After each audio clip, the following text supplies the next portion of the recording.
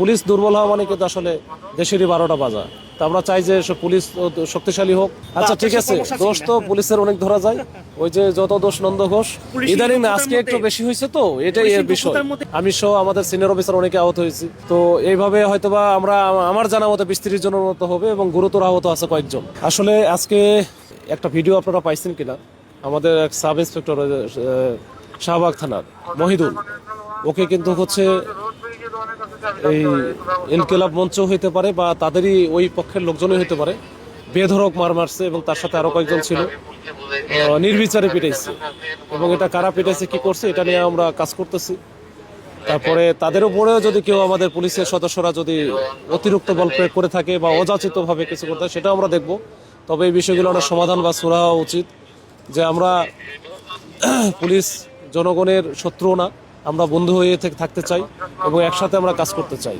তো এই কাজ করতে গিয়ে যদি কোনো ভুল বোঝাবুঝির সৃষ্টি হয়, সেখানেই শেষ হয়ে যাওয়া উচিত এবং এটা ভবিষ্যতে যেন এটা না বাড়ে, বা আমরা যার যার অবস্থান থেকে যেন কেউই এমন কিছু করি না যেটা আমার যেমন প্রফেশনের ক্ষেত্রেও যেটা উচিত না, এবং যারা পাবলিক আছে তাদেরকে কিন্তু আইন মান্য করে চলা উচিত এবং পুলিশের যে আদেশ নির্দেশনা আছে সেটাও কিন্তু মানা উচিত। এই প্রবণতা আবার থাকতে হবে, না হলে আসলে দেশটা আসলে আলটিমেটলি কিন্তু ওই যে ভঙ্গুর একটা দেশে পরিণত হবে। আমরা চাই না যে পুলিশ দুর্বল হওয়া মানে কিন্তু আসলে দেশেরই 12টা বাজা। তা আমরা চাই যে পুলিশ শক্তিশালী হোক, আমাদের জনগণও শক্তিশালী হোক, সবাই মিলে আমরা ভালো একটা স্টেবল একটা কান্ট্রির দিকে যাই। আমি যখন গিয়েছিলাম তখন হচ্ছে রাত, হ্যাঁ রাতের বেলা অন্ধকার কিন্তু ওই জায়গাটাতে ছিল। তো যাদেরকে নিয়ে আসার পরে আবার কিছু দেখা গেল যে এত পরিমাণে সদস্য, এখন তো কে কোথায় থেকে আসছে, দেখা গেল যে বিভিন্ন আমাদের পুলিশের সদস্য হয়ে গেছে 400-500 মতো। এখন সবাই তো আমার কথা হয়তো শোনাও শুনতে পারে, এখন যারা হয়তো শোনে নাই, যে ব্রিফিংটা দিচ্ছে সেটা হয়তো বোঝে নাই, না করে দেখলো আর একটা পাশে আবার মেরে দিচ্ছে। তো এটা হয়েছে, এটা দেখি এটা আমরা ওটাও খতিয়ে দেখতেছি যে আমরা বলার পরে আমাদের সাথে কথা না বলে তারা কেন এই কাজগুলো করলো।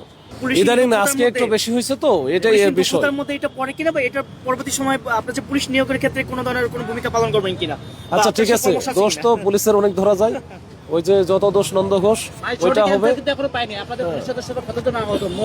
ও মোটটা আমি এখন এই মুহূর্তে বলতে পারবো না, তবে আমাদের ওই যে ওইখানে একসাথে ছিল 5 জন, এরা ভালো আহত হয়েছে, মাথা আমাদের 8টা সেলাই লাগছে। আর এর বাইরে তো আমার নিজেও দেখছেন, আমি সহ আমাদের সিনিয়র অফিসার অনেকে আহত হয়েছি। তো এইভাবে হয়তোবা আমার জানা মতো 20-30 জনের মতো হবে এবং গুরুতর আহত আছে কয়েকজন। আন্দোলনকারীদের কতজন আহত, এই বিষয়ে এইটা আমরা ইনকিলাব মঞ্চের একটা তালিকা পেয়েছিলাম, ওখানে আমরা 18 জনের কথা বললাম, দেখছি যে তারা চিকিৎসা নিয়েছে, তবে কেউই গুরুতর অবস্থা না। তো এটা আমরা দেখেছি। তো এটা আমি ডাক্তারের সাথে কথা বলছি, ওখান থেকে আমাদের জানাইছে এইটুকু, এর বাইরে আর জানি না।